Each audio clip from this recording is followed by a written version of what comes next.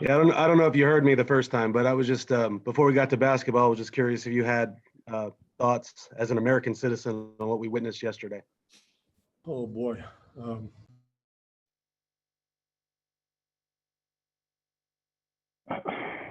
For anybody else, lots of thoughts. Lots of people have lots of thoughts, for the last 2 days. How long do we have? We might have all night. I don't know.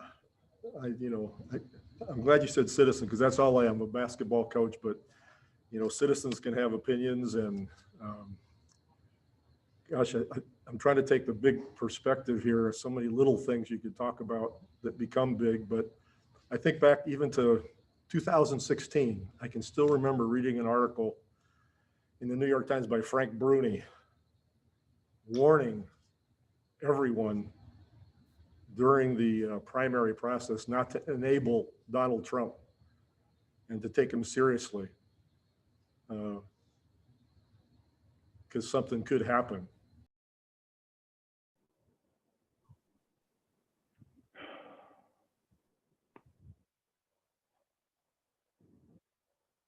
Hold on just a second, guys.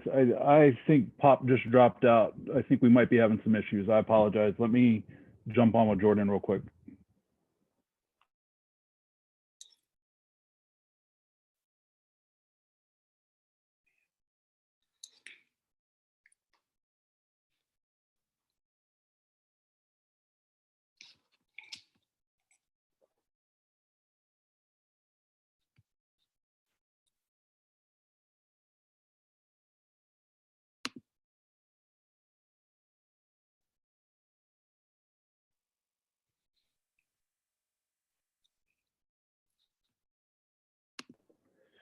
Guys, can y'all give me a thumbs up if y'all can see me or hear me?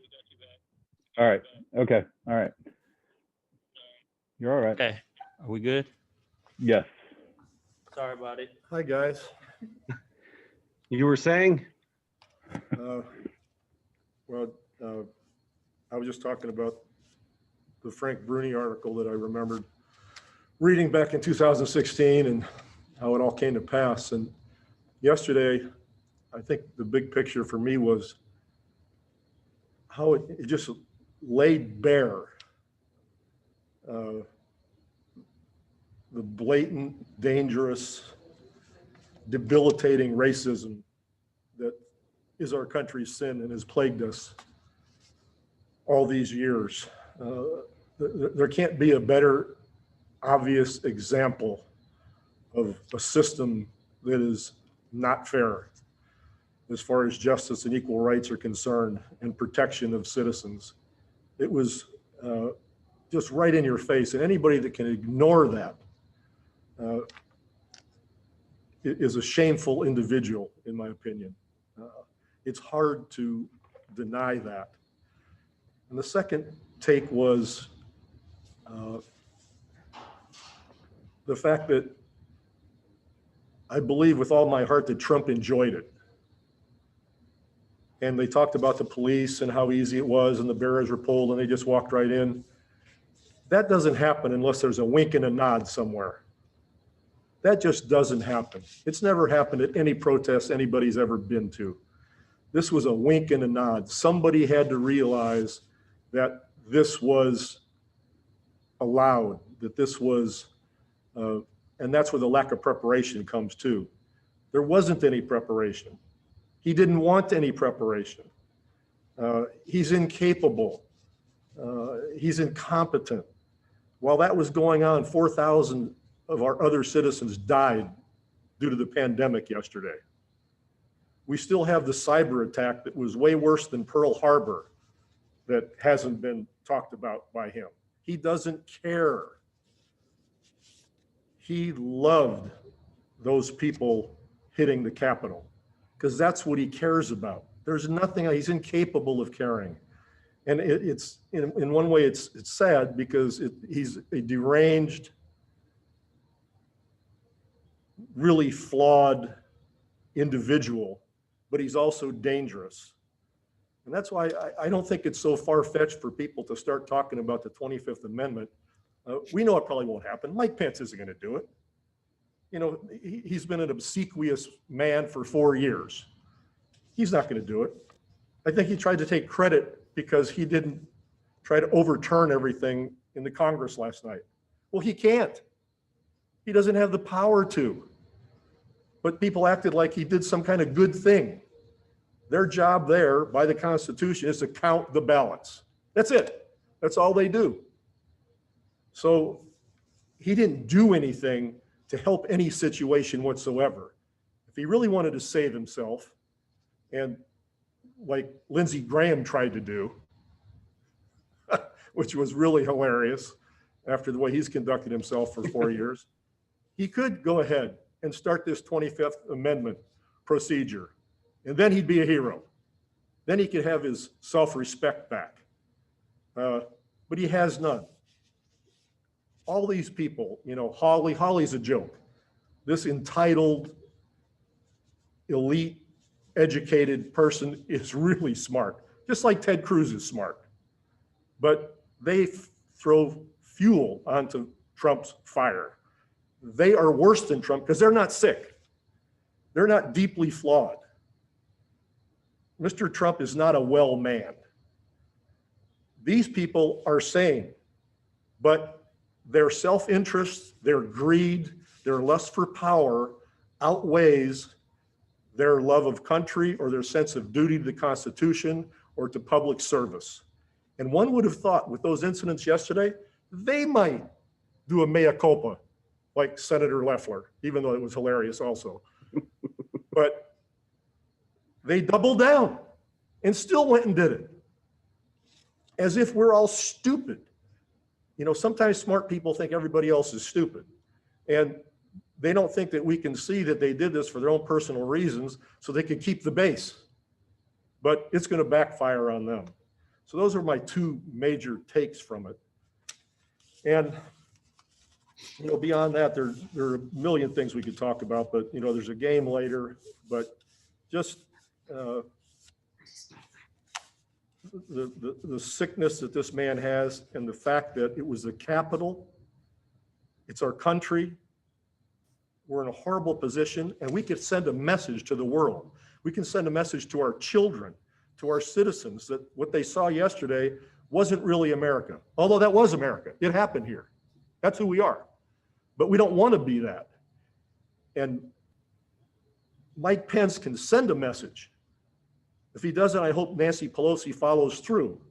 Because even if it doesn't work, it's not the point. It'd be great if it did, but to send that message to the world that's laughing at us, I'm embarrassed to be an American and see people see what they saw yesterday. It would send a great message and maybe help all of us to heal a bit and start to feel good. I felt really good when I listened to President-elect Biden today. I started to feel like I had a country and it was fair and there's some good things ahead. And then when I listened to Judge Garland, I was fired up, really fired up. So we'll see where it goes, but we can't forget the miserable example of racism that was the biggest takeaway of the whole day, beside the cowardice and obsequious of our elected officials. Because you're contrasting what happened yesterday with the George Floyd protests and how all that was happening. You know, how they go to those protests. I mean, you know, they're armed to the teeth and ready to go, and they're going to get after those people because those are the people that do not support Trump. But if people support Trump, then it's a free pass. They just happen to be white. And that's what white privilege does for you. That's that's white privilege to the nth degree. No fear whatsoever. Thank you, Jeff. Appreciate it. Okay. Let's go to Don Harris from News 4. Pop, a number of players have verbalized that anger over the double standard when it comes to these protests and the way they're treated by law enforcement. As a coach who coaches a majority of African American players and who has over the years been so proactive in broadening horizons of a lot of these young guys that you get when they're very young players, how do you counsel or talk them through this time? Well, we've made this a priority in our relationships with our teams for the last couple of decades. So in that sense, it's nothing new. We've talked about living in a racist country for a long time, about how to be aware, how to handle it. And I actually, as a white person of privilege, I learned more from my black players on how they handle things, because they're the ones that have actually saved our country and helped to make it a country with the promises that were made long ago. So in the time of COVID, it's very difficult. We share books, and we share visitors who come in and talk to us about this sort of thing, talk amongst ourselves. But for instance, today, we didn't even have shoot around. We were quarantined in our rooms because we had one player and two staff members that had to, separate because of the NBA protocols.